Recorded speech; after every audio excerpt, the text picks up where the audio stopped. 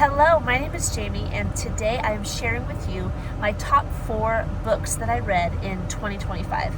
So let's just go ahead and go. I brought 4, but I also have a couple honorable mentions that I'll share with you at the end of the video.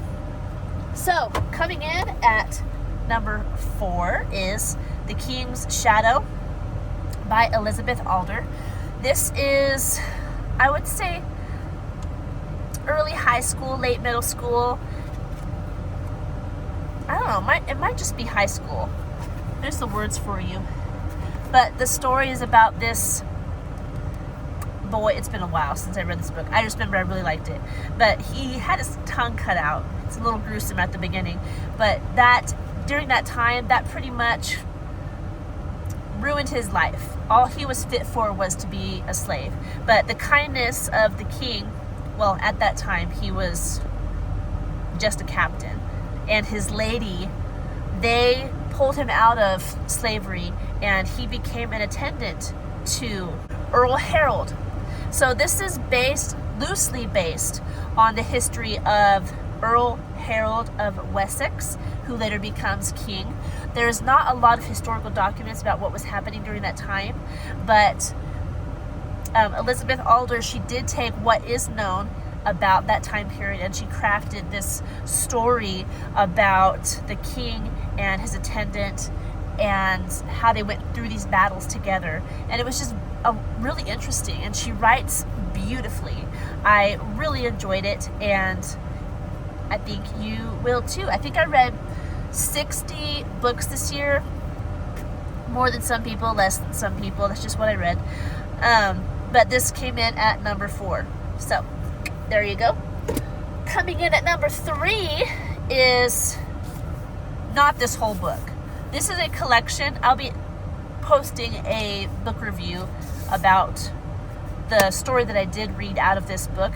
But this is a collection of Christmas stories from Charles Dickens. The one I read was called The Chimes, which it's actually more of a New Year's story, but it's about this man named Toby, and he had in his head some negative thoughts about his daughter's upcoming marriage, and he went through, it's kind of like A Christmas Carol, but he went through visions of what would happen in the future if he kept those thoughts. So it's a short story. I don't want to spoil it for you if you decide to read it, but I did like it. I love pretty much anything that Charles Dickens writes, and I really liked this one as well. So that's my number 3. Did I say 3? Yes. This is coming in at number 3. Number 2 is Frankenstein by Mary Shelley. First time ever reading this book, I was pleasantly surprised. I absolutely loved it. She writes beautifully and intelligently, and I enjoyed getting to know the story better here than I've ever known it before. If you've watched Frankenstein movies, or you kind of know the lore, but you haven't read the book, I would highly recommend that you read the book, because it's different than a lot of the movie's interpretation of the book, and it has many more lessons that it teaches than the movies generally do. So highly, highly recommend. It is not that gory.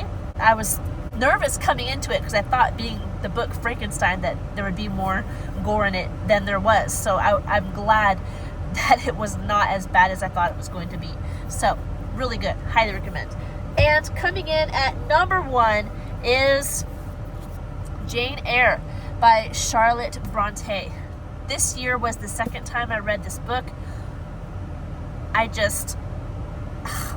have no words. I love this book. I just do. It's really long. Not like really long, but it's like, I don't know, 400 and something. But these pages are they're tall pages. This edition is illustrated, but the story is around Jane Eyre. You get to meet her when she's a child, and how she becomes a governess in Mr. Rochester's house, and how there's creepy happenings that are going on inside the house that are unexplained, and Jane Eyre is trying to figure out what's going on, all the while developing a relationship with Mr. Rochester. But Really good. This has Christian themes throughout as well, especially towards the end where it talks a lot about repentance. Right when I finished this book, like the second I read the last page, I was like, I miss it. I want to read it again. And I am convinced that in my lifetime I will read it again, at least once, if not more, because it's one of my favorites. So there you go, Jane Eyre by Charlotte Bronte, my #1 book for 2025.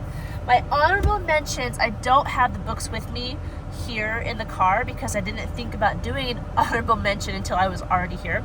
Actually, I do have one of them. I just did a review on it, so that's why I have it here with me. But one honorable mention is The Hiding Place. It is the true story about Corrie ten Boom and her family during World War II, how they helped Jews escape from the Nazis and eventually got caught. It's very interesting and very inspiring. A lot of depth. Really good. Honorable mention. My other honorable mention would be the Lord of the Rings series. This year I finished The Fellowship and Two Towers. Next year I'm going to read The Return of the King.